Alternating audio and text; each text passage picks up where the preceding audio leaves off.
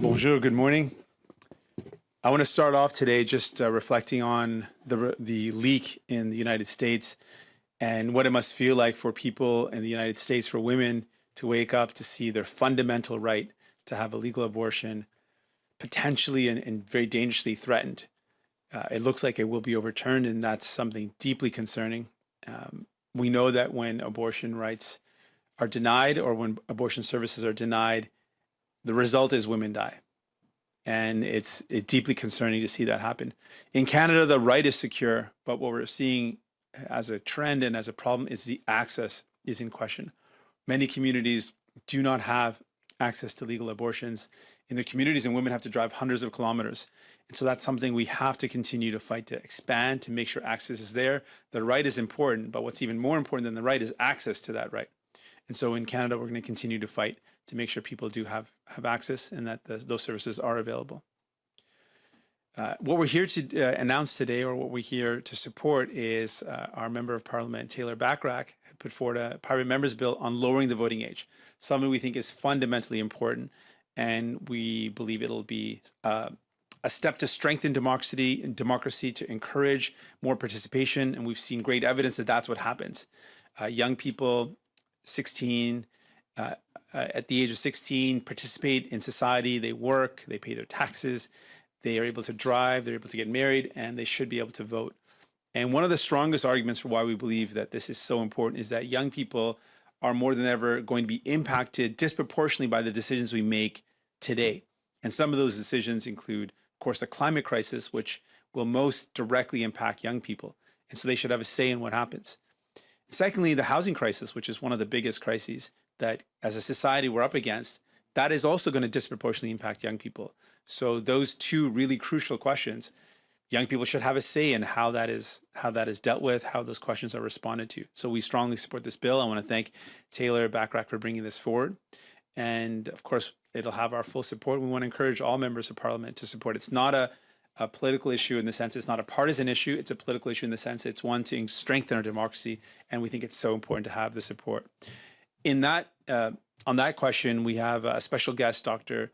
Jan Eichhorn, who has specialized or has researched the impact of a younger, lower voting age on democratic participation, and has some strong evidence to support why this will impact not just young people's participation, but their participation moving forward as well. So a really strong case to be made around why this is so important. Donc aujourd'hui, je veux commencer en reconnaissant ce qui se passe aux États-Unis, le fait que les gens aux États-Unis se réveillent aujourd'hui et trouvent que leur droit d'avoir accès au avortement légal est menacé, et comment c'est une menace qui frappe fort aux droits des femmes, des droits fondamentaux.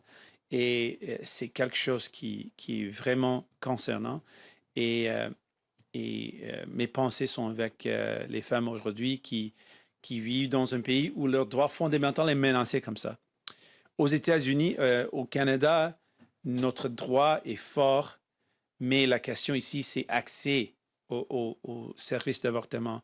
Il y a plusieurs endroits où les femmes doivent conduire des centaines de kilomètres pour avoir accès à cette service. Donc, on doit améliorer l'accès, et c'est exactement ce que les néo-démocrates vont continuer de faire, de s'assurer que l'accès à ces droits est protégé et on augmente l'accès.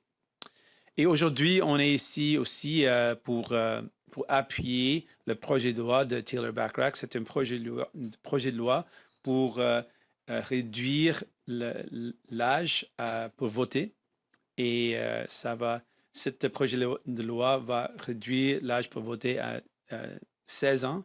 On pense que c'est vraiment important pour la démocratie. Ça va encourager plus de participation. On a vu dans les autres pays où ce sorte de projet de loi a été passé que ça vraiment a des preuves claires que ça augmente la participation, pas seulement pour les jeunes dans l'époque, dans le moment qu'on mettra en œuvre ce projet de loi, mais pour le futur aussi. Ça encourage plus de participation pour ces jeunes dans le futur aussi. on a un expert dans cette question qui est avec nous aujourd'hui, qui va donner la preuve. Dr. Jan Eichhorn va montrer comment ça augmente la participation. Donc, on encourage tous les députés d'appuyer ce projet de loi. C'est quelque chose qui va renforcer notre démocratie, augmenter les participations, et on encourage tous les députés d'appuyer ce projet de loi. Je veux encore remercier Taylor Bachrach pour présenter ce projet de loi. So I'll ask Taylor and then Taylor Bachrach and then Dr. Eichhorn to provide comments around why this is so important. Donc, je vais passer la parole premièrement à Taylor Bachrach et puis Dr. Eichhorn. So I welcome Taylor Bachrach, who I've just made a doctor as well, to the stage to share why this bill is so important and how it'll encourage participation and why he brought this forward. Thank you so much, Taylor. Thank you, Jagmeet, and good morning, everyone. I'm really excited to have my private member's bill coming forward for the first hour of debate on Wednesday. During my time in politics, I've been so inspired by young people that I've had a chance to interact with. Young people who are articulate and informed, who care about the issues, and who want in on the conversation about our country. And so this private member's bill is really about giving them a seat at our democratic table at long last. Now, the issues facing young people today, as Jagmeet said, have a tremendous bearing on their future. Whether we're talking about housing affordability, the sustainability of our healthcare system, or most importantly, I believe, the climate crisis, which is worsening every year. These are issues that young people care about, and issues that affect young people in really profound ways, and they deserve to have a voice in the conversation about those issues. I also believe that as parliamentarians, we have a responsibility to work to strengthen our democratic system, to try to leave it stronger than we found it. And we look around the world, we can see that democracy is fragile. And so when we have an opportunity to strengthen our electoral system, I think we need to take it. And there's very strong evidence that the idea presented in this bill is something that will really, in a demonstrable way, strengthen Canada's electoral system. Now, of course, when it comes to strengthening democratic system, we look at the trends in Canada. One of the most concerning trends is the fact that we see the lowest voter participation among first-time voters. These are voters 18 to 24 years old. And this has been a problem for a long time. Now, the evidence from other countries that have lowered their voting age, and Dr. Eichhorn is going to speak to this, the experience in Scotland and elsewhere, is that by lowering the voting age, we can tackle that issue, because it turns out that 18 years old is not a good age to expect young people to start voting for the first time. It's a time of a lot of change in people's lives. It's a time when people are often living away from their home communities. And by contrast, lowering the voting age to 16 really encourages young people to start those lifelong voting habits. So as I mentioned, this bill is coming forward for the first hour of debate on Wednesday. I'm really encouraged by the support that we've seen from across parties. This is an idea that has been brought forward by other members of Parliament before, most notably by my colleague from Vancouver, Don Davies, who's tabled it, I believe, 6 times. And right now, we're at a really pivotal time, because the issues are important ones, because we see countries around the world strengthening their democracies in this way, and we have an opportunity to do the same here in Canada. So I'm really pleased to introduce Jan Eichhorn, Dr. Jan Eichhorn from the University of Edinburgh. Jan is on a bit of a tour, and he's here in Ottawa today to talk about his research and to talk about the experience in Scotland with lowering the voting age. Dr. Eichhorn.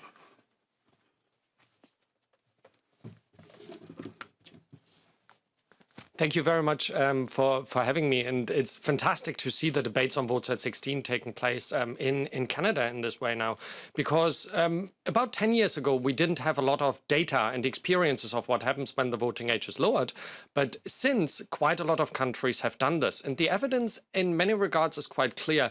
None of the bad things some people might occur actually do take place. But to the contrary, a lot of really good things can happen. 16 and 17-year-olds are more likely to participate in elections than 18 to 24-year-olds if the voting age is lowered. So that's the first time. We see a first-time voter boost, basically. This is something we saw in the Scottish independence referendum, where the voting age was lowered first in Scotland in 2014, where we had about 75% of 16, 17-year-olds turning out, and only about 60% of the 18 to 24-year-olds who had not been enfranchised before at age 16.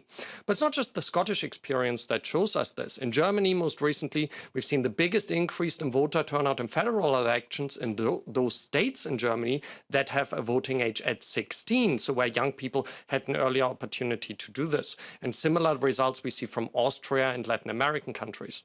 So the important point about votes at 16 and the experience that we actually observe is that 16, 17-year-olds participate more, largely because for them, the first vote is less likely to be an isolated experience. They're more likely to still live at home. They're more likely to be in some form of education or vocational training in which they talk to others, in which they might be experiencing discussions about voting jointly.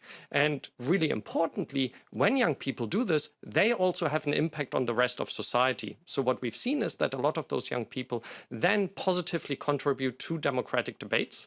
They actually challenge their parents in their thinking to some extent. And they find, for example, that media organizations start talking differently about young people, become more interested in them, and talk about them in a different way. So the final thing that I probably want to say here is that the one thing that really happens is that public opinion shifts when the voting age is lowered as well. So in Scotland, only about 30% thought it was a good idea before it was introduced. A year after it was introduced, we had 60% support for it. So what we see is when young people are given the vote, they become more visible. They're as interested, at least, as the rest of society in politics. And when they're being allowed to participate, it really has a positive civic payoff. Thank you.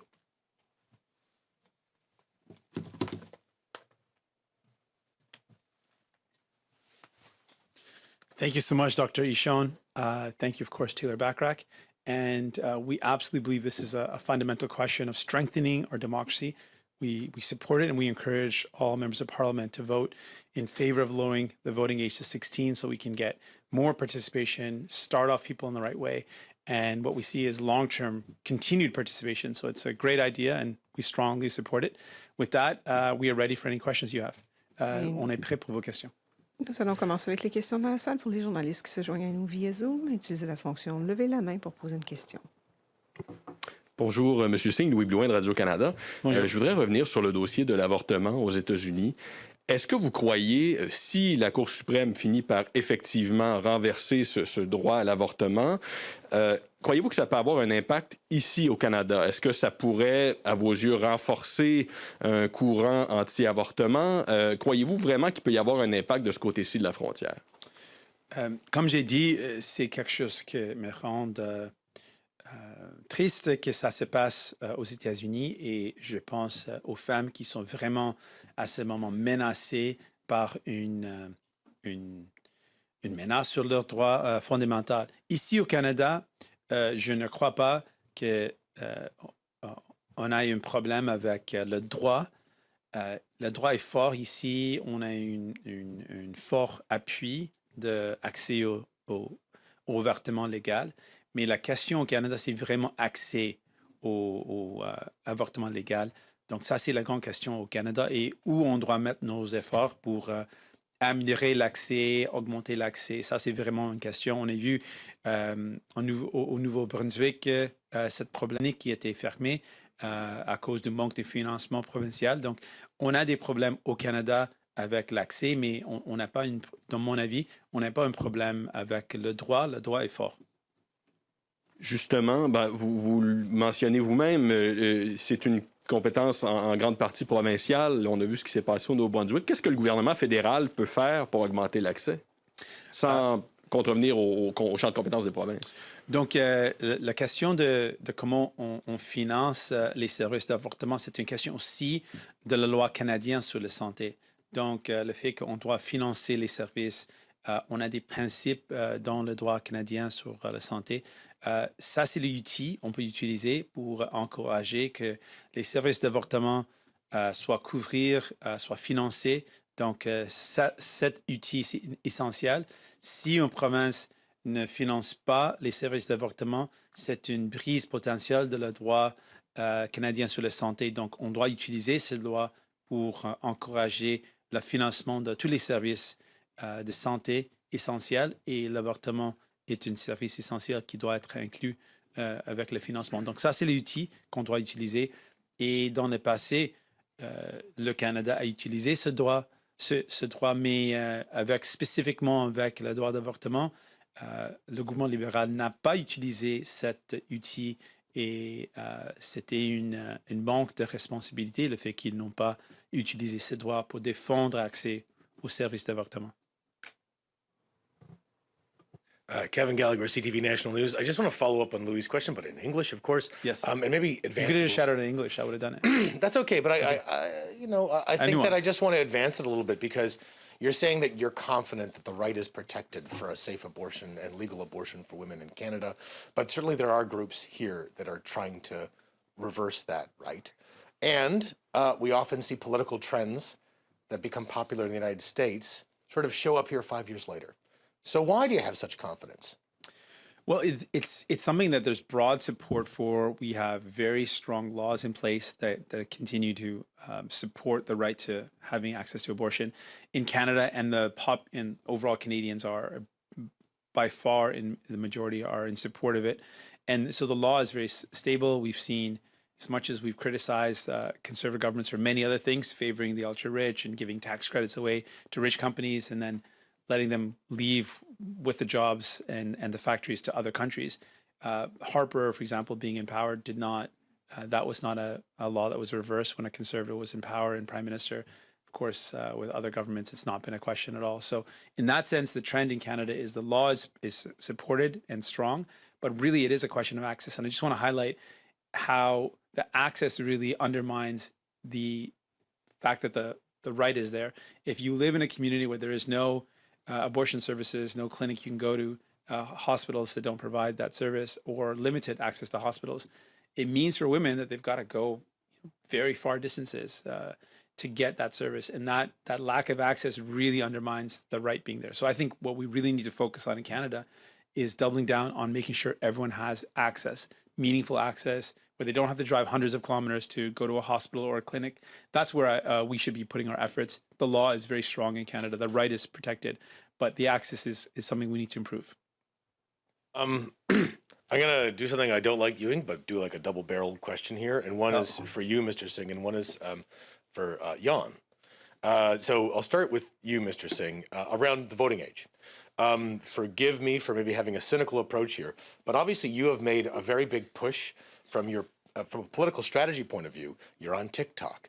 You're constantly appealing to younger voters, and you even got criticism for being on social media so much and attracting voters or people in Canada that frankly aren't voting age. So, lowering the voting age to 16 may actually benefit you politically. So why should, you're saying this is a bipartisan, multi-partisan effort, why should other political parties sort of side with you here, since there seems to be a political strategy to target younger Canadians to bring them into your movement, and now you're also advocating for a lower voting age? For Jan, did you do it with your studies? Did you do anything that would talk about an informed electorate? And are there any criticisms for lowering the voting age around an informed electorate? I ask this sort of in the context of we're living in a bit of a post-truth world. We see a lot of, misinformation flying around all the time. Now, that can affect people who are above 16 and above 18. I realize that, but I'm wondering if there's anything in your research that has talked about the concerns over an informed electorate if you lower the voting age. Sorry for the double-barreled question. I'll let you speak. Thanks. I'll start and then I'll pass it to Dr. Eichhorn. So what we found, and what Dr. Eichhorn will also corroborate and perhaps add on, is that we know there's a troubling trend, and Taylor brought this up as well, around the lowering participation of first-time voters. And if we believe in democracy, there's threats to democracy around the world. If we want to strengthen our democratic system, this is a question of how do we get more people to participate now and in the future. the evidence is very overwhelming. The Scottish example, but also, as was pointed out in Germany, Latin America, and other countries, that lowering the voting age just increases participation. And to do that is something I think everyone who believes in democracy supports. We of course want to win elections, so that's always something that we want to do because we want to provide better help to people and better representation. But the question of lowering the voting age really is a fundamental question of how do we strengthen our democracy. It's one really important tool that has been proven to work, and it's really that evidence that has made this a really strong push.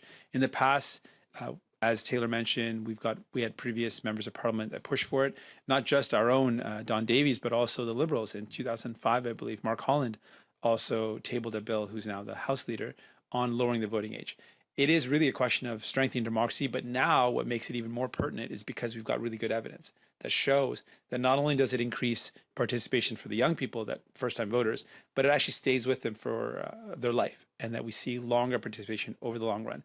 So this is going to effectively increase participation for all age groups by starting at the younger age group.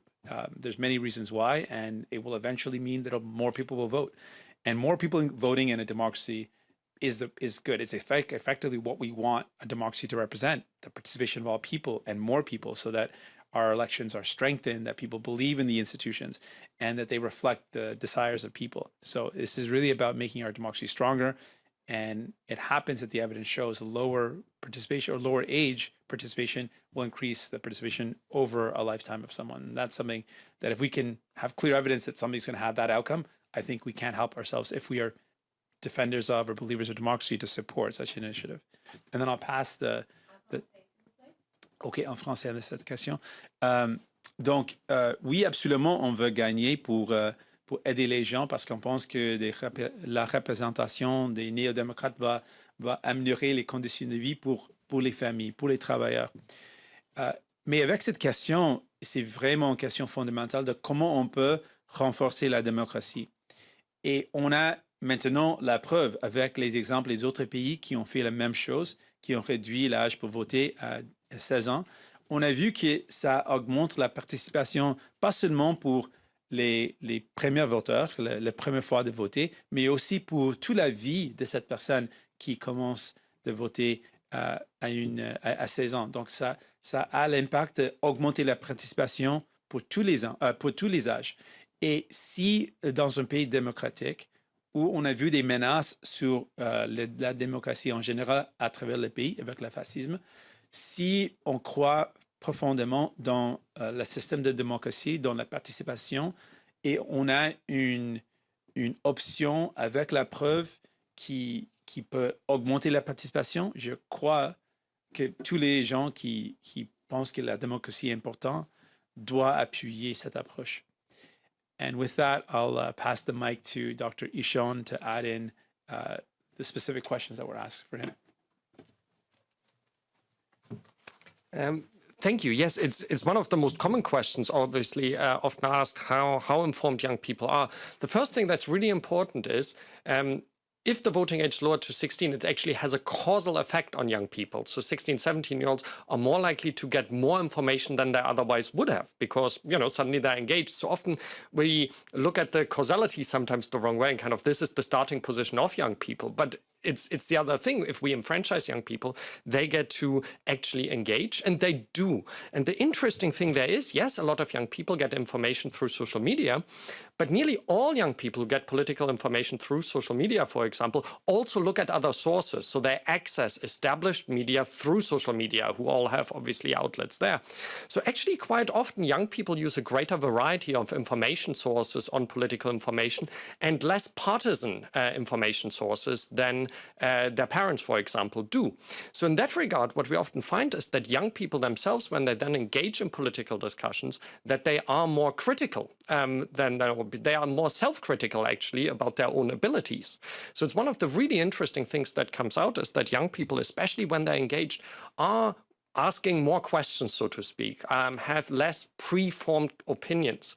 And that has two important consequences. One, we can use much more the opportunities from, for example, civic education that always have a good positive payoff civically in terms of young people's engagement, but these get strengthened when young people can also use this experience and those learnings practically. So in a sense, Votes at 16 provides an opportunity to amplify other positive effects more. So overall, we don't see a strong information, knowledge, or ability gap in young people when they are being enfranchised, because that enfranchisement is something positive.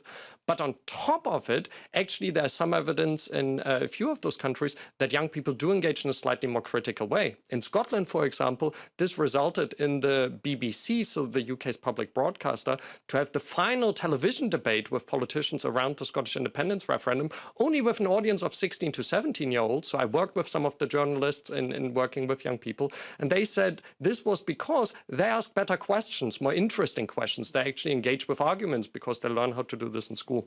And the final consequence of that is that actually for young people, then how they engage with politics becomes more cross-partisan in many regards, because they look at the arguments from different parties. So just to say, in Scotland, this was introduced by independent supporting and opposing parties on both sides. And eventually, the only party that had opposed it initially, the Conservatives, also started supporting it because they saw that young people engaged also with them, the ones who shared views with them. So it's not that this typically goes in one political direction for young people, but they open up to a broader array of options than they might have done at a later age when they would have spent less time engaging. That is why, it's one of those really positive outcomes we see.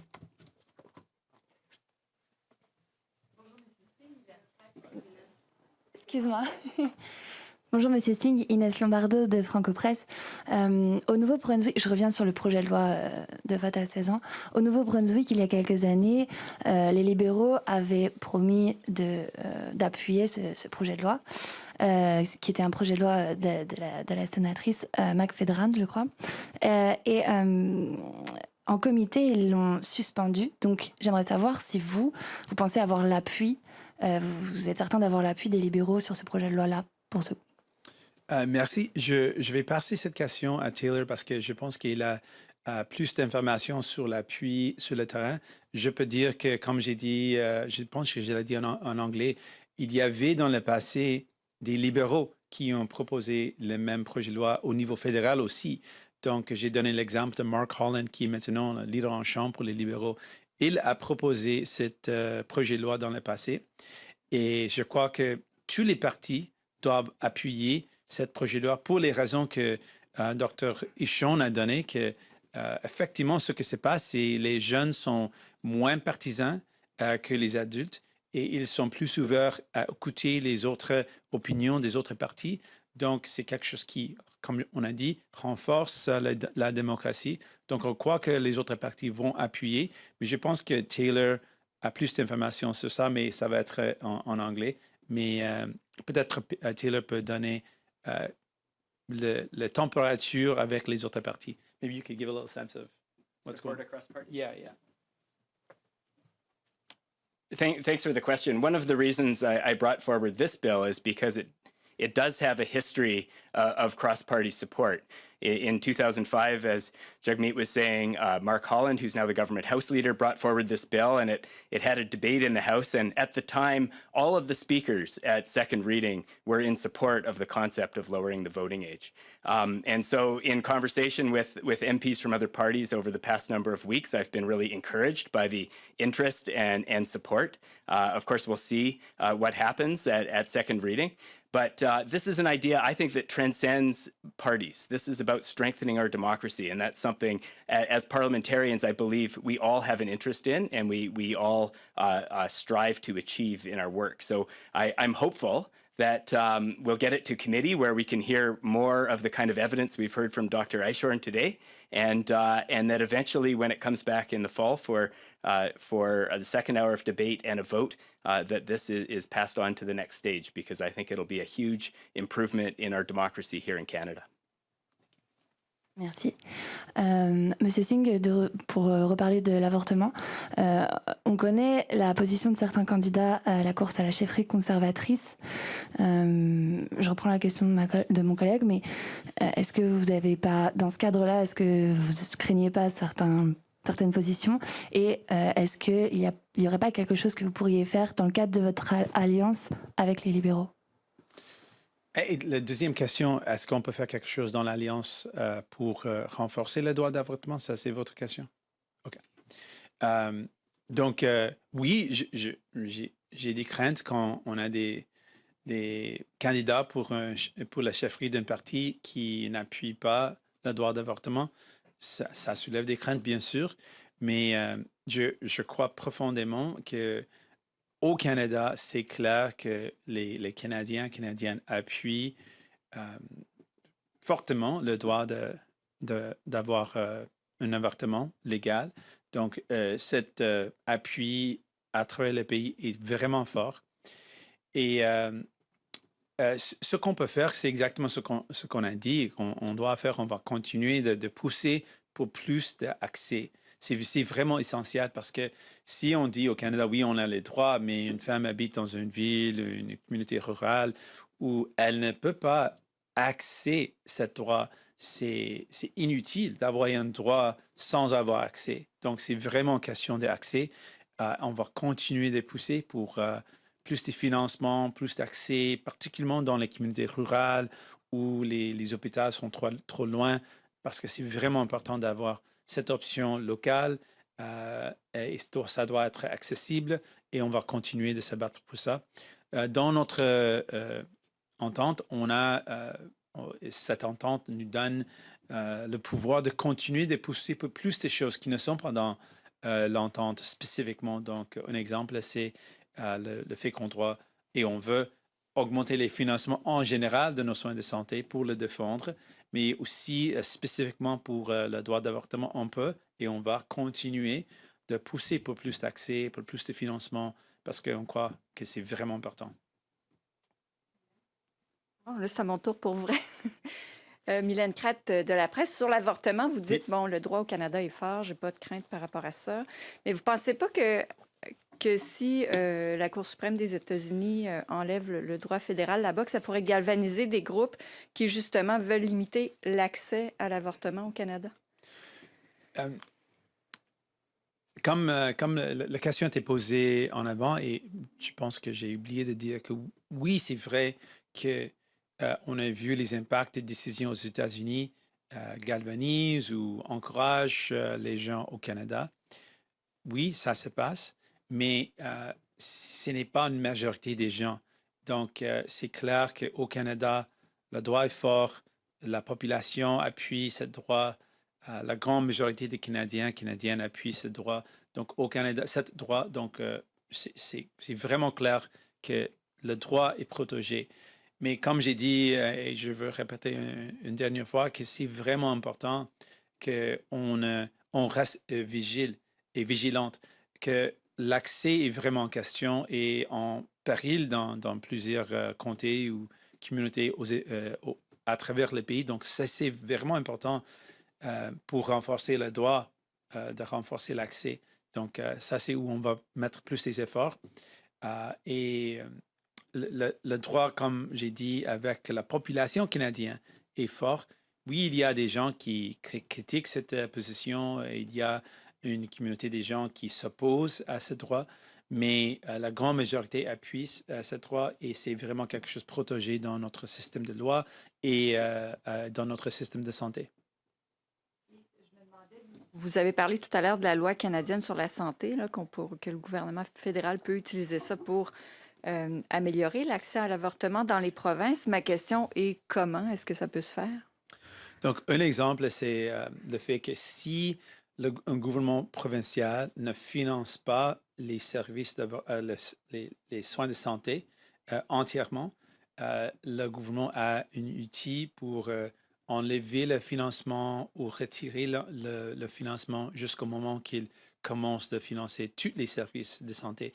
C'est un droit qui était utilisé dans le passé, avec le gouvernement fédéral a utilisé ce droit dans les autres provinces, comme dans la Colombie-Britannique dans le passé.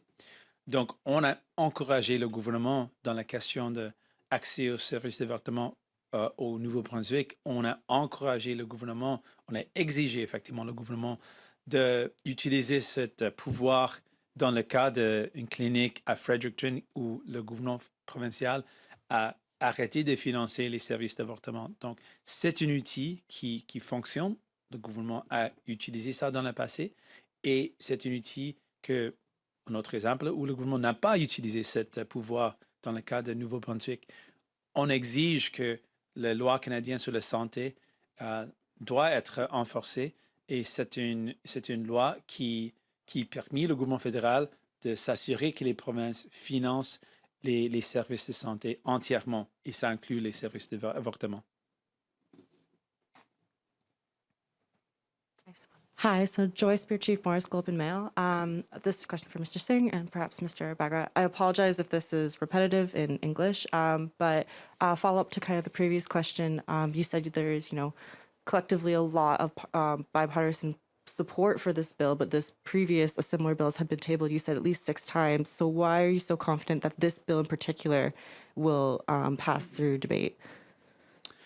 It's a really good question. I think this time is particularly unique for 2 reasons. One, I think there is a feeling across the world that democracy is in threat, and we're seeing the rise in some cases of fascism, the rise of or an erosion of democracy, and some examples of that. And so, in light of that, I think there is a stronger conviction around how do we support democracy? How do we make sure our democratic systems function well and have good participation and remain vibrant? That, I think, is particularly unique at this point in time. With what's going on in Russia, with the horrific war in Ukraine, with some of the examples we've seen around the world around the erosion of democracy. So I think that gives us more hope that there is a more serious attention being paid to how do we strengthen democracy? How do we make sure people participate more? With some of the protests or the convoy where people are, again, questioning democracy, challenging it, I think the more that we can reinforce a strong democratic system with good participation, it will counter some of the questioning of institutions and questioning of decisions being made when people feel like their voice is being heard and they're being represented. And so I think that's one area or one way that we can hope for a better outcome this time. And the second is the evidence that we have, the evidence that's been mounting with a number of countries now that have implemented a lowered voting age and have seen the impacts, not just in that one generation or that one group that is able to vote for the first time, but how it continues on with that group for their life. Having more evidence of that nature, the Scottish example, Germany's example, and some Latin American countries' examples, I think that now gives more evidence to make this decision even more compelling than before. So I think those are the 2 pieces that suggest hopefully a different outcome despite a similar legislation being proposed in the past. Those 2 factors, I think, really strengthen the support of this type of bill, and I hope support that translates into this bill passing when it comes to vote. Great. Yeah, just another follow-up for you, Dr. So you're saying, you'd mentioned that, housing is one of these crises that you think can be addressed by, having a younger population vote. Most 16-year-olds are not looking to buy a house. So, why do you think that this evidence supports that this will have changes on these crises that we're facing right now? Certainly. I'll just touch it, and then Dr. Eichhorn will for sure follow up. The decisions made today will have impacts 10, 20 years from now. And so a decision that was made in the 90s where the federal government stopped funding affordable housing in a significant way, that meant that the results weren't immediate, weren't in that 1 year, in the next 3 or 4 years. But now, decades later, in 2021, or 2022, we're seeing the direct impact of the housing crisis, which really hit its peak in the past number of years, in the pandemic and now to present. We've seen an incredible acceleration of the inaffordability of housing, but that happened because of decisions that were made much earlier. So for young people now, seeing how the cost of housing is getting so high, they're on their way to going to university and maybe considering trying to get their own place after university. They're seeing that market right now, and decisions made today will impact them in 10 years.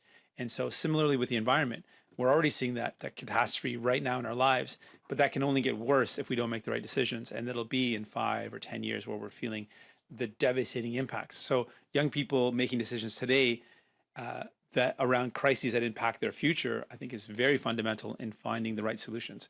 With that, I'll pass it to Dr. Eichhorn and perhaps maybe Taylor. You know, I'm just going to grab my glasses. Sorry.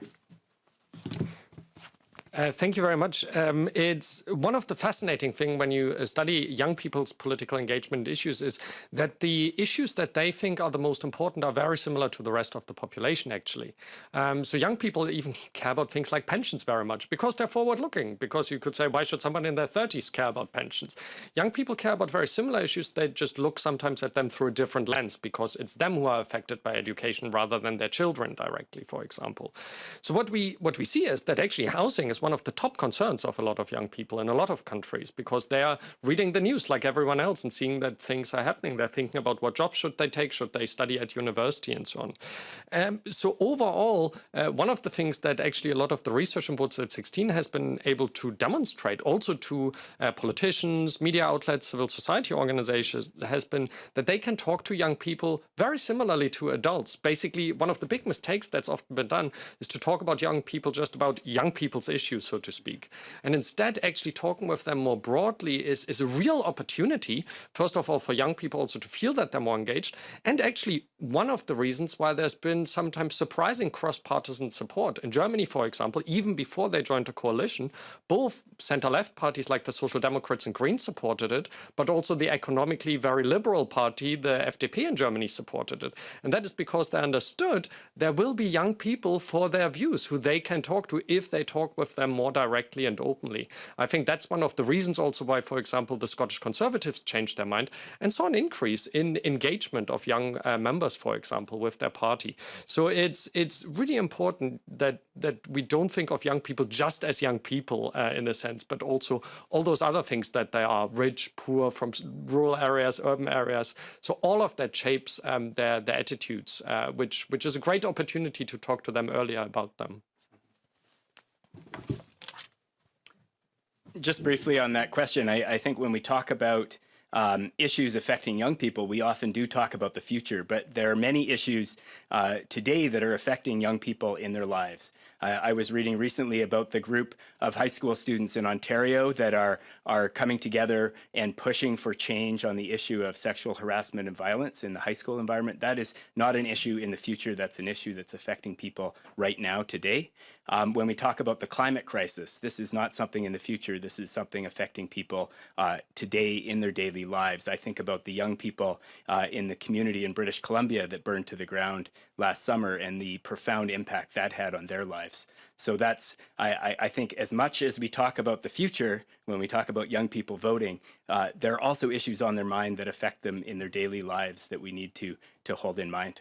And then the last thing on that I think is really interesting and somewhat timely given the Conservative leadership race is that when we talk about the competence of voters and whether they're informed enough and all of these questions, of course, in the leadership races, the leadership elections for Canada's main political parties, the voting age to participate in those elections is 14 years old. And so these are very important decisions that are being made around the leader of the party who could go on to become the prime minister. And we entrust those decisions with younger Canadians. I think it's fair to say that 16 and 17-year-olds can also vote in federal elections to elect their MP in their home riding. And then the last thing I'll say is just to recount a story with a young woman in Terrace in the riding that I represent. I was talking to her the other day.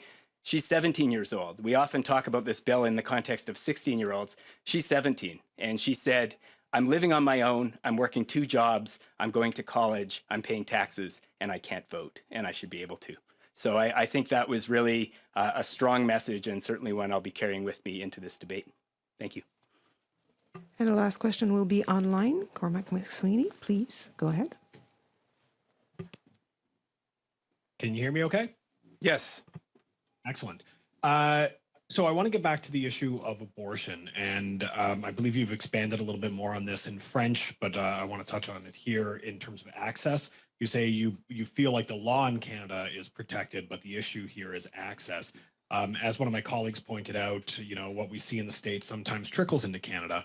So what levers, what can the federal government do to try and improve access to abortion services when, jurisdictionally it's provinces who are supposed to be providing these services, and there's issues as have been pointed out in PEI in New Brunswick around funding for private clinic abortions outside of hospitals and those services there. So what can the federal government really do in these scenarios to try and improve this access? I appreciate the question. The tools in the Canada Health Act ensure that the federal government can actually have a check and balance on provinces that don't fund all the services that should be included in a publicly delivered universal healthcare system. That tool one of the tools is to withdraw financial investments from the federal level. That was used most recently in British Columbia when there was a question of for-profit private clinics. And how that should not be funded in that way, and other related matters. And so there is a way for the federal government to withdraw support if there is a clear violation of the Canada Health Act. Similarly, we encourage the federal government to use those levers in New Brunswick, where a clinic that provided abortion services within the healthcare system was being funded properly. And then that funding was cut. We encouraged the government. We insisted that the government use tools to stop the New Brunswick provincial government from withholding support for these public services that should be funded. That is fully within the mandate of the Canada Health Act, and the government did not use the tools that we had. And so what we would encourage is in provinces where there's any concern about a lack of funding, that use the Canada Health Act, which is a legitimate tool, use it appropriately to make sure that funding is there. And additionally, what we're going to push for is just more funding in general. If we have more funding in our healthcare system, we can defend it, protect it, and ensure that the services are being provided. So those are two specific things that the federal government can do. One, commit to increasing health transfers to make sure the overall system is properly funded.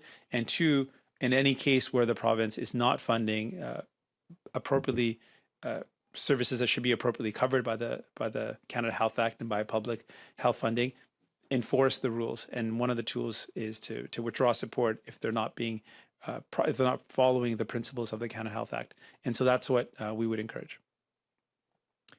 And just as a follow-up, I mean, should there be any changes in the law, in your eyes, to force provinces to try and to fund more services and make these services available? Because, for decades, PEI didn't perform abortions on the island at all. So should there be some changes to force provinces to actually provide these services for Canadians? I think the first step is to make sure we're doing those two things, that we make sure we're properly funding our healthcare system, so proper healthcare transfers, something the provinces have asked for, and something we've seen really clearly in this pandemic, that our healthcare system is not sufficiently funded. And we've seen those gaps in terms of hospitals being at the peril of being overrun, and that happening consistently throughout the pandemic. It's clear that our healthcare system is not properly funded, and a large part of that is due to consistent liberal and conservative governments that have been cutting the federal healthcare transfer, and it's making it harder and harder for provinces. So that's one, we can do that. And secondly, just using the Canada Health Act to ensure that those services are funded. Ways to expand specifically abortion services, I think it's something we can look at in addition to those two steps, and I'm open to that. But I think we could start with these two concrete steps, which we know can work and will work, and then we can look at additional steps as well. And this concludes the press conference. Ceci met fin à la conférence de presse. Merci. Merci, thank you.